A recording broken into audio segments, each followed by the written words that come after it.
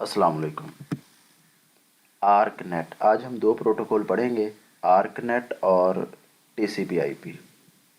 आर्कनेट stands for attached resource computer network. Attached resource computer network is used in star topology. ये जो protocol है ये star topology में use होता है। ईथरनेट बस टोपोलॉजी में यूज होता है।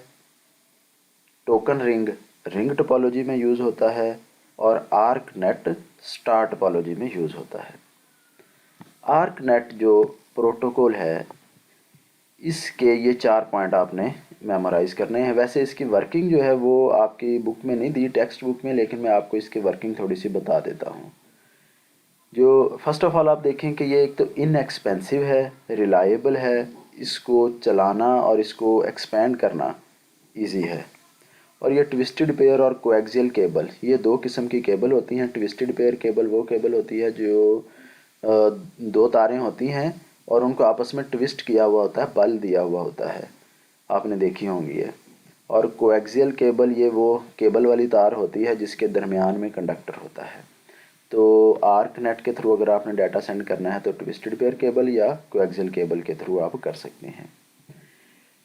तो ये आप ज़रा ना इसकी आर्कनेट की वर्किंग देखें। ये जो कंप्यूटर्स हैं ये स्टार टोपोलॉजी में जुड़े हुए हैं। स्टार टोपोलॉजी ये ऐसी टोपोलॉजी होती है जिसमें दरमियान में एक हब होती है। इस हब का दूसरा नाम स्विच भी होता है, इसको हम स्विच भी कहते हैं। तमाम कंप्यूटर्स ये जो आपको नज़र आ रहे हैं, डिवाइस 1, डिवाइस 2, डिवाइस 3, ये जितने भी नोड्स हैं ये इस हब के साथ डायरेक्टली कनेक्ट होते हैं। अब ये देखें कि रिंग टोपोलॉजी में भी एक शेयर्ड मीडियम था और इथरनेट में भी एक शेयर्ड मीडियम था। यहाँ पे शेयर्ड मीडियम नहीं है। यहाँ पे हर एक डिवाइस का एक डेडिकेटेड लिंक है, डायरेक्ट लिंक है हब के साथ। इसलिए हम कहते हैं कि आर्कनेट प्रोटोकॉल ये ज़्यादा रिलायबल है, क्योंकि वहाँ पे एक ही जो लिंक था उसी लिंक को सारी डिवाइसेस यूज़ कर रही थी। यहाँ पे डाटा सेंड और रिसीव करने के लिए हर डिवाइस का अपना अपना अलहदा लिंक है, इसलिए हम कहते हैं आर्कनेट रिलायबल है। इजी टू सेटअप भी है, क्योंकि अगर आपने एक नई डिवाइस अटैच करनी है तो दूसरी डिवाइसेस उससे डिस्टर्ब नहीं होगी। आप डायरेक्ट उस डिवाइस को, अगर सपोज आप यहाँ पे एक डिवाइस अटैच करना चाहते हैं इस जगह पे, तो आप उस डिवाइस का डायरेक्ट एक हब के साथ लिंक कायम करें तो वो अटैच हो जाएगी। इसलिए इसको सेटअप करना, इसको एक्सपेंड करना भी ईजी है। अब हम इसकी आर्कनेट की वर्किंग देख लेते हैं। अगर सपोज कोई डिवाइस डाटा सेंड करना चाहती है तो वो अपना डाटा देगी हब को, और हब क्या करेगा, हब एक ऐसी डिवाइस है जो उस डाटा को उस डाटा को लेके उसका एक फ्रेम बनाएगी। फ्रेम के अंदर 4 चीज़ें होती हैं। एक तो जो डिवाइस डाटा सेंड कर रही है यानी सेंडिंग डिवाइस, उसका एड्रेस होगा। एक जो डिवाइस डाटा रिसीव कर रही है, डेस्टिनेशन, उसका एड्रेस होगा। और उस डाटा की लेंथ होगी कि इसके अंदर डाटा की लेंथ क्या है। और चौथी चीज़ उसमें एक्चुअल डाटा होगा। वो जो ये हब जो है ये डाटा लेके उसका एक फ्रेम बनाएगी, यानी उसमें सेंडर का एड्रेस, रिसीवर का एड्रेस, डाटा की लेंथ और एक्चुअल डाटा, ये चारों चीज़ें एक ही पैकेट के अंदर, एक फ्रेम के अंदर पैक करके वो एक फ्रेम तमाम डिवाइसेस को भेज देगी। तमाम डिवाइसेस को वो फ्रेम सेंड कर देगी। अगर सपोज वो फ्रेम एक्चुअली जाना चाहिए था डिवाइस 2 के पास, तो ये डिवाइस 2 के पास जब वो फ्रेम पहुंचेगा तो डिवाइस 2 हब को सिग्नल भेजेगी एक्नॉलेजमेंट का। वो फ्रेम डिवाइस 3 के पास भी आएगा, लेकिन चूंकि डिवाइस 3 का वो रिसीवर का एड्रेस डिवाइस 3 नहीं थी, इसलिए डिवाइस 3 इसको हब को जो सिग्नल भेजेगी वो NAK सिग्नल भेजेगी, यानी नेगेटिव एक्नॉलेजमेंट। डिवाइस 4 भी नेगेटिव एक्नॉलेजमेंट भेजेगी, डिवाइस 5 भी नेगेटिव एक्नॉलेजमेंट भेजेगी, सिर्फ और सिर्फ डिवाइस 2 इसको एक्नॉलेजमेंट भेजेगी। तो आर्कनेट की वर्किंग सिंपली ये हुई कि हब जो है वो डाटा जब सेंड करना चाहती है तो वो एक डाटा का फ्रेम बनाती है। उस फ्रेम को वो तमाम डिवाइसेस को सेंड कर देती है। जिस डिवाइसेस का रिसीविंग एड्रेस होता है वो डिवाइस हब को एक्नॉलेजमेंट का सिग्नल भेजती है और बाकी डिवाइसेस नेगेटिव एक्नॉलेजमेंट का सिग्नल भेजती हैं। इस तरह आर्कनेट जो है वो वर्क करता है। ये आप इसकी रीडिंग देख लें। ArcNet stands for attached resource computer network, used in star topology. Twisted pair cable या कोएक्सियल केबल के थ्रू आप डाटा को सेंड कर सकते हैं। ये डेट जो है ये इसके मेन पॉइंट हैं। Inexpensive, reliable and easy to set up and expand.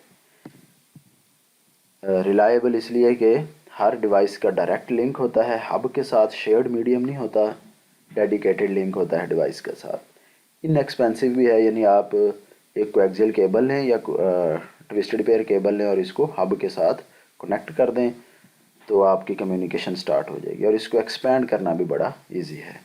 ये इसकी वर्किंग है। Hub sends data frames. Hub जो है वो डाटा फ्रेम में क्या चीज़ें हैं? Source address, destination address and data length and actual data. चार चीज़ें मिलके फ्रेम बनाती हैं। सोर्स का एड्रेस, डेस्टिनेशन का एड्रेस, डाटा की लेंथ कितनी है और एक्चुअल डाटा। ये चार चीज़ें मिलके एक फ्रेम बनता है, और हब जो है वो फ्रेम तमाम नोड्स को सेंड कर देता है। द रिसीवर कैन AC के और NA के।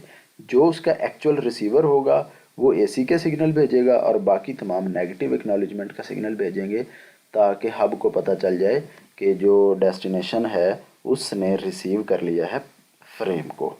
ये इसकी वर्किंग है। Thank you.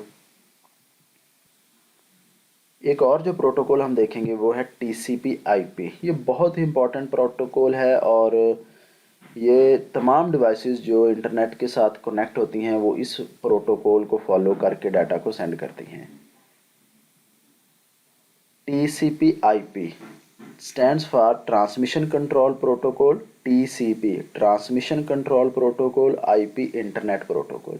आप इसमें देखें कि ये प्रोटोकॉल किस तरह काम करता है। सबसे पहले TCP/IP क्या करता है कि जो भी डिवाइसेस इंटरनेट के साथ कनेक्ट हैं, मिलियंस ऑफ डिवाइसेस इंटरनेट के साथ कनेक्ट होती हैं, वो उन तमाम डिवाइसेस को एक यूनिक 32 बिट का एड्रेस देता है। अगर आपका कंप्यूटर नेटवर्क के साथ कनेक्ट है इंटरनेट के साथ, तो आपके कंप्यूटर का एक 32 बिट का एड्रेस होगा जिसको हम कहते हैं IP एड्रेस। वो पूरी दुनिया में और किसी कंप्यूटर का नहीं हो सकता। तो एक यूनिक पहला काम TCP/IP ये करता है कि एक यूनिक एड्रेस असाइन करता है हर उस डिवाइस को जो डिवाइस इंटरनेट के साथ कनेक्ट है, और ये एड्रेस 32 बिट का होता है, और किस दो डिवाइसेस का ये एड्रेस सेम नहीं हो सकता। दूसरा काम, it ensures a reliable connection between the computers communicating over the internet। दो डिवाइसेस जो इंटरनेट के ऊपर डाटा कम्युनिकेट करना चाहती हैं, एक दूसरे को डाटा सेंड करना चाहती हैं, ये उन दो डिवाइसेस के दरमियान सबसे पहले एक कनेक्शन क्रिएट करता है। मिसाल के तौर पर आप यहाँ से डाटा कराची सेंड करना चाहते हैं या किसी और मुल्क में सेंड करना चाहते हैं, तो यहाँ से वो ये उस डिवाइस को आपके IP एड्रेस को लेगा और दूसरी जो डिवाइस है उसका IP एड्रेस देखेगा और उसको लोकेट करेगा कि वो किस जगह पे मौजूद है। दोनों डिवाइसेस का आपस में कोई कनेक्शन क्रिएट करेगा, रिलायबल कनेक्शन।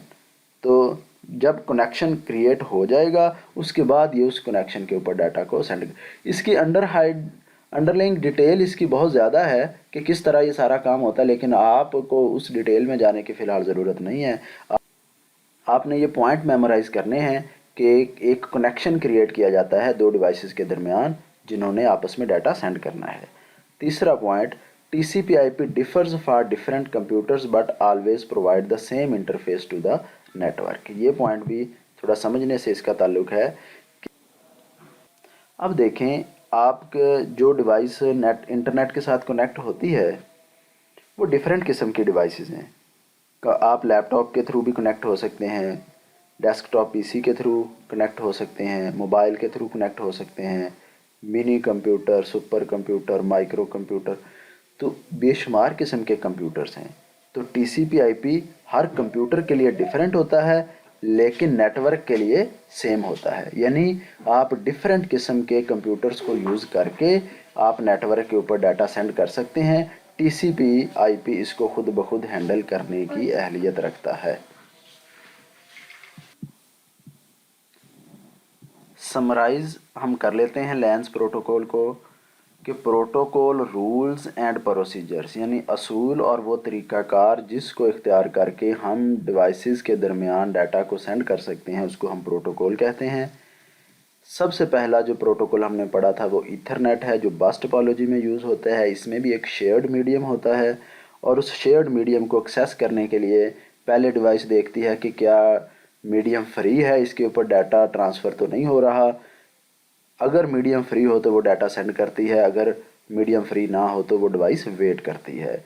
और यहाँ पे कुलियन होने के चांसेस हैं क्योंकि अगर दो डिवाइसेस ने सेम वक्त पे डाटा को नेटवर्क को सेंस किया और नेटवर्क उनको फ्री मिल गया और दोनों ने इकट्ठा डाटा सेंड कर दिया तो कुलियन हो सकता है। फिर कुलियन डिटेक्शन, कुलियन सेंस और कुलियन रेजोल्यूशन, ये 3 टेक्निक्स हैं जिनके ज़रिए हम कुलियंस को ओवरकम कर सकते हैं, रिजॉल्व कर सकते हैं। टोकन रिंग दूसरा प्रोटोकॉल है जो रिंग टोपोलॉजी में यूज़ होता है और इसमें कुलियन के चांसेस नहीं हैं। कंप्यूटर्स एक रिंग की फॉर्म में जुड़े होते हैं, एक टोकन सर्कुलेट करता है, जिसने टोकन को कैप्चर कर लिया वो डाटा को सेंड करेगा, जो टोकन को कैप्चर ना कर सका वो वेट करेगा। कुलियन का चांसेस नहीं है, डाटा ट्रांसफ़र रेट इसके बहुत स्लो होते हैं। TCP/IP ये इंटरनेट के ऊपर जितनी भी डिवाइसेस कनेक्ट होती हैं इंटरनेट के ऊपर वो इस प्रोटोकॉल को फॉलो करती हैं। ये 32 बिट का एड्रेस दे के यूनिक एड्रेस देता है तमाम डिवाइसेस को जो नेटवर्क के साथ कनेक्ट हैं, फिर उनका एक रिलायबल कनेक्शन क्रिएट करता है। और ये कंप्यूटर्स के लिए डिफरेंट होता है TCP/IP बट नेटवर्क के लिए सेम होता है। मतलब ये कि आप किसी भी किस्म के कंप्यूटर को यूज़ करके आप TCP/IP के थ्रू डाटा को सेंड कर सकते हैं। ArcNet attached resource computer network, ये रिलायबल है, इनएक्सपेंसिव है और इसको सेटअप करना और इसको एक्सपेंड करना बहुत ही इजी होता है। आप इन प्रोटोकॉल को देख लें, समझ लें और इनके टेस्ट की तैयारी कर लें, इम्पॉर्टेंट टॉपिक है। थैंक यू, अल्लाह हाफिज़।